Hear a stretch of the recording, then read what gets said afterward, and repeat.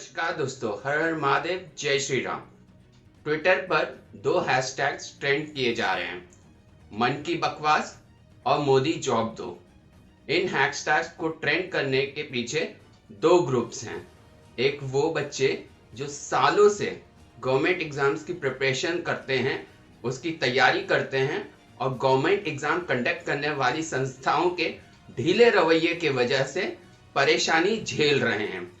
इनकी डिमांड्स, इनकी मांगे जेन्युइन है और इनका गुस्सा भी जस्टिफाइड है। इनकी आप बीती को एन ओपन लेटर और एकेटी के ब्रदर्स ने बड़ी सरलता से एक्सप्लेन किया है। आपको वो वीडियो जरूर देखना चाहिए। इसके बाद एक ग्रुप और है जो मोदी हेटरेट फैलाता है और इस हैशटैग को ट्रेंड कर रहा है। ये मोदी हेटर ब्रिगेड है, जैसे बॉलीवुडिया स्टार्स स्वरा भास्कर। खैर, इस नौटंकी के लिए इन्हें ऑलरेडी ट्रोल किया जा चुका है। इसके बाद आते हैं अपोजिशन, जैसे कांग्रेस और उनके पिद्दी गुलाम चमचे, जो चाहे आप कह लीजिए। ये 10 जनपद के आईटी सेल के दिहाड़ी मजदूर हैं जो मोदी से जॉब मांग रहे हैं और पप्पू के एब्स, पप्पू के डिंपल्स पर गदगद नहीं समाते हैं। विडंबना देखिए, नॉन बीजेपी रूल स्टेट्स जैसे पंजाब, राजस्थान, महाराष्ट्र, छत्तीसगढ़, झारखंड, बंगाल के भी दिहाड़ी आईटी सेल वाले जो मोदी से हेट्रेड करते हैं, उन लोग मोदी से ही जॉब मांग रहे हैं। जैसे इनके राज की सरकारें भर भर के इन्हें वैकेंसीज दे रही हो और सिर्फ सेंट्रल गवर्नमेंट में वैकेंसीज नहीं निकल रही हैं। अब दिल्ली का एग्जांपल देखिए, सुनिए जॉब के लेकर केजरीवाल जी का क्या कहना है। पूरे देश के अंदर शायद पहली बार हुआ होगा जब जॉब्स बढ़ने के बजाय जॉब्स घटने लगे हैं। पहले हम लोग बात करते थे इस बार 2% जॉब्स की ग्रोथ रेट है, इस बार 3% जॉब्स की ग्रोथ रेट है, इस बार ग्रोथ रेट कम हो गई है। कभी ये नहीं सोचा कि ग्रोथ रेट नेगेटिव हो जाएगी, 1.5 करोड़ जॉब्स लॉस हो जाएंगे। तो इनके हिसाब से अनएम्प्लॉयमेंट पहले था ही नहीं। हाँ, हो सकता है आने वाले चुनावों में कांग्रेस से गठबंधन की भीख जो मांगनी पड़े, इसलिए कांग्रेस के समय सब अच्छा था। बस ये मोदी जी के आने के बाद ही जॉब आना या रोजगार मिलना बंद हो चुका है। ये इनकी मजबूरी हो सकती है। मेरे मन की गंगा और तेरे मन की जमुना का बोल राधा बोल, संगम होगा के नहीं कभी।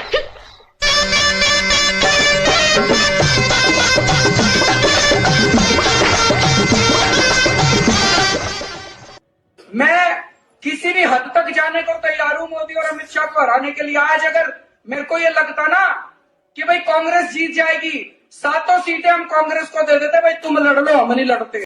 खैर, इनसे दिल्ली में खुद जॉब्स क्रिएट नहीं हो रही हैं और ये ज्ञान पूरे भारत का देते फिरते हैं।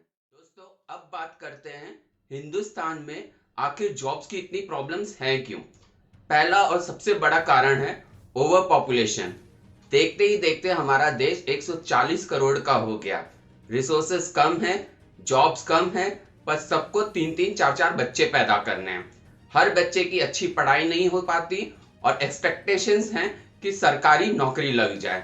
जब सरकार ने 2 चाइल्ड पॉलिसी लाने की बात की तो धर्म संकट में आ गया और फतवे जारी हो गए।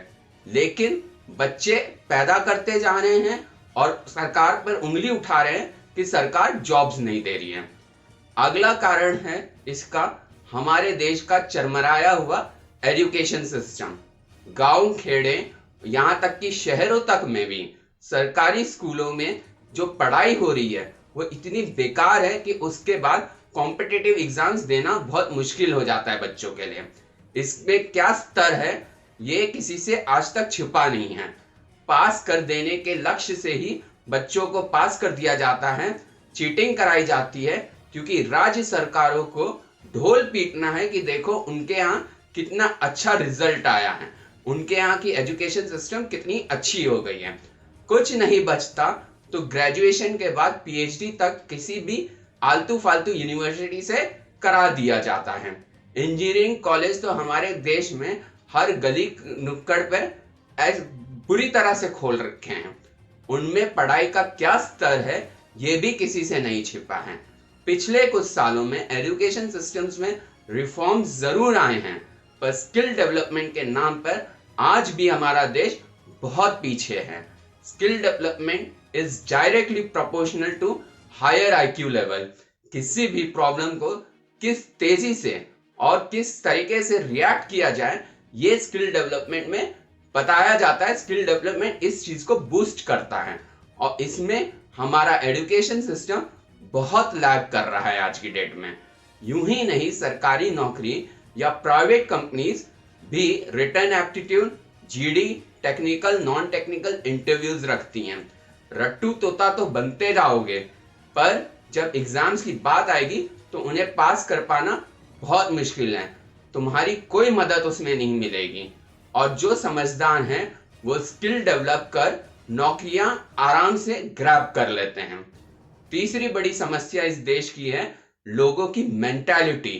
हर किसी को लगता है किसी ना किसी तरीके से सरकारी जॉब्स मिल जाए, ठैठ और ऐश की जिंदगी मिल जाएगी, सरकार खजाना खाली करती रहेगी, तो प्राइवेट जॉब्स जिसमें मेहनत है उसके पीछे ना पड़ने की जगह अप्लाई करते हैं गवर्नमेंट जॉब्स की। 100 में से एक बुद्धिमान ऐसा होता है जिसको सरकारी नौकरी मिल जाती है और बाकी 99 घास छीलते रह जाते हैं, फिर सरकार को अपनी ही गलती के लिए कोसते फिरते हैं। नेक्स्ट और बहुत इंपॉर्टेंट रीजन है अनएम्प्लॉयमेंट का, ऑटोमेशन। 2014 में जब मोदी जी ने PM पद की शपथ ली, तब देश दुनिया इंडस्ट्रियल रिवॉल्यूशन की दस्तक दे चुका था। आज इंडस्ट्रीज प्रोडक्टिविटी गैप को रिड्यूस करने के लिए smart sensors, automation devices, new generation of robots, internet of things IoT, cloud computing, location detection technologies, human machine interfaces, 3D printing, artificial intelligence, big data analytics and mobile devices का इस्तेमाल कर रही हैं। जाहिर सी बात है दोस्तों, जाहिर सी बात है इससे जॉब्स रिड्यूस होंगी। पिछली सरकारों को पता था दुनिया जिस तेजी से इन टेक्नोलॉजीज को अपना रही है, एक समय ऐसा आएगा जब इंडिया को भी इसे अपनाना पड़ेगा अगर इंडिया को ग्रोथ रेट या डेवलपमेंट बढ़ाना है। जरूरत थी कि लोगों को इन टेक्नोलॉजीज की समझ दी जाती, उसका ज्ञान आज से 10 साल पहले ही दे देना चाहिए था या फिर लोगों को सिखाना शुरू कर देना चाहिए था, पर सरकारें तो अपनी जेब भरने में बिजी थीं और स्किल डेवलपमेंट की सोच कभी रखी ही नहीं गई। मोदी सरकार में इस स्किल डेवलपमेंट को जोर देना शुरू किया गया, इसीलिए अभी भी हमारे यहाँ अनएम्प्लॉयमेंट रेट काफी हाई होता है। अगला कारण है इंडस्ट्रियल ग्रोथ पिछली सरकारों में हमेशा से कम ही रहा है। गवर्नमेंट पॉलिसीज इतनी खराब थी कि इंडस्ट्रीज इंडिया में अपना सेटअप करना ही नहीं चाहती थी। उसके ऊपर स्वदेशी की जगह विदेशी, खास करके चाइनीज प्रोडक्ट्स पर पिछली सरकारों ने बहुत जोर दिया। आज मेक इन इंडिया के तहत मुद्रा लोन देकर नए सेटअप्स को एक तरीके से प्रोत्साहन मिल रहा है मोदी सरकार द्वारा। नए इन्वेस्टमेंट अब आना शुरू हुए हैं इस देश में। जब योगी जी ने इन्वेस्टमेंट हेतु नए लॉज फॉर्मुलेट किए ताकि अनएम्प्लॉयमेंट को खत्म किया जा सके, तब इन लोगों ने इसका विरोध करना शुरू किया। इन न्यू लॉज का ही नतीजा है कि माइक्रोसॉफ्ट, गूगल, सैमसंग इंडिया में अब इन्वेस्टमेंट करना चाह रही हैं। अगला है प्रोटेस्ट। जी हाँ, हमारे देश में हर बात को लेकर प्रोटेस्ट अभिव्यक्ति की आजादी के नाम पर शुरू कर दिया जाता है। टाटा, अंबानी, अडानी लाखों को रोजगार दे रहे हैं, पर इनका विरोध करना है। टाटा बंगाल में प्लांट लगाना चाहता था, नैनो प्लांट, उन्हें नहीं लगाने दिया गया, पर राजनीति के चलते उनके विरोध हुआ और इसके वजह से उन्हें अपना पूरा का पूरा प्लांट गुजरात शिफ्ट करना पड़ा। सोचिए उसके बाद क्या हुआ, बंगाल के ही लोगों को रोजगार के लिए गुजरात जाना पड़ा। Mumbai metro bullet train project को भी एनवायरमेंटल इश्यूज खड़ा करके डिले कर दिया गया और फिर रोजगार चिल्लाया जा रहा है। ऐसे अनगिनत एग्जांपल्स हैं जो मैं आपको दे सकता हूं। आप खुद भी इस चीज को अच्छे से समझते हैं। समय बदल रहा है। ओला, उबेर जैसी कंपनी से रोजगार बढ़ रहे हैं। आज फूड डिलीवरी बॉय भी महीने का 20,000 रुपए कमा लेता है।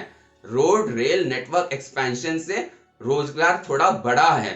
इन सब सेक्टर्स की एम्प्लॉयमेंट की किसी भी एम्प्लॉयमेंट रिपोर्ट में काउंटिंग होती ही नहीं है।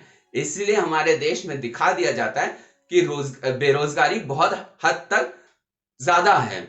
यहाँ जरूरत है कि लोग अपनी सोच बदले, स्किल डेवलप करें, सरकारी के अलावा प्राइवेट जॉब्स पर भी फोकस करें, डिसइन्वेस्टमेंट को एक्सेप्ट करें। साथ ही साथ सरकार को भी एजुकेशन को लेकर स्टूडेंट्स के बारे में सोचना होगा। एग्जाम्स का ढीला रवैया युवाओं की जिंदगी बर्बाद कर रहा है। अब सरकार को आगे आकर इन सब पैरामीटर्स पर भी बहुत काम करना होगा। आपकी क्या ओपिनियन है अनएम्प्लॉयमेंट को लेकर? नीचे कमेंट सेक्शन में जरूर लिखिए। धन्यवाद दोस्तों। जय हिंद, जय भारत।